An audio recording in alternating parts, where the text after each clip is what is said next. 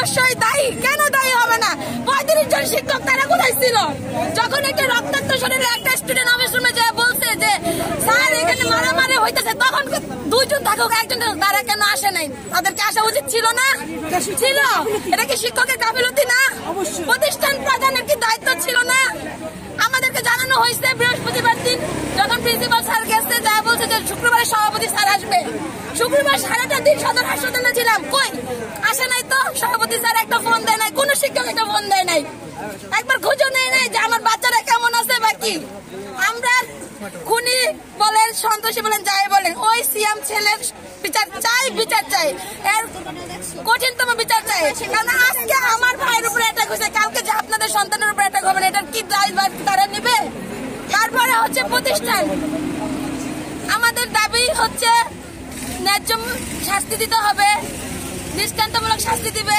যে 6 বাচ্চাটা আহত হয়েছে, এরকম আঘাত পেয়েছে, তাদের ভবিষ্যৎ চিন্তা ভাবনা অবশ্যই প্রতিষ্ঠানে করতে হবে, না হলে প্রিন্সিপালের অবশ্যই পদত্যাগ দাবি আমি চাই। আমি প্রতিষ্ঠানটা চলে আজকে কেন এই প্রতিষ্ঠানের নামে, তো এটা তো নামি দামি প্রতিষ্ঠান বিদায় তো আমরা এখানে পড়তে দিছি, নাহলে কি আমরা পড়তে দিতাম? অবশ্যই পড়তে দিছি ভালো হওয়ার জন্য। যখন আমার ভাইকে আমরা প্রতিষ্ঠানে পাঠাইছি পরীক্ষা দিতে, পরীক্ষার পর একটা শিক্ষক, আচ্ছা ভাবলাম প্রধান না, সহকারী প্রধান আছে না, সহকারী প্রধান নেই, সহকারী শিক্ষকরা তো আছে, তাদেরকে দায়িত্ব ছিল না যে পরীক্ষা হোক আর না হোক প্রতিষ্ঠান শুরু হবে সকাল 9টায়, বন্ধ হয় বিকাল 4টায়। এটাই তো নিয়ম, সাধারণত নিয়ম তো এটা সরকারি চাকরির নিয়ম। কি দ্রুত আইনের আওতায় এনে ন্যায্য এবং দৃষ্টান্তমূলক শাস্তি নিশ্চিত করতে হবে, আহত 5 জনের চিকিৎসা নিরাপত্তা নিশ্চিত করতে হবে এবং ক্ষতিপূরণ দিতে হবে। অপরাধী সিএমকে চিরস্থায়ী বহিষ্কার করতে হবে। উপরোক্ত দাবি আদায় নিশ্চিত না করতে পারলে প্রিন্সিপালের পদত্যাগ করতে হবে। ধন্যবাদ সবাইকে।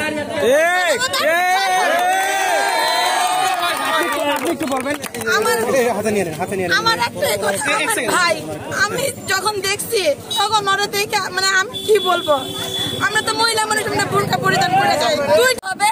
এটা আমাদের প্রশাসনের কাছে অনুরোধ, যতক্ষণ দাবি না পূরণ করা হবে আমরা রাস্তায় না থাকবো, মানববন্ধন চলবে চলবে চলবে।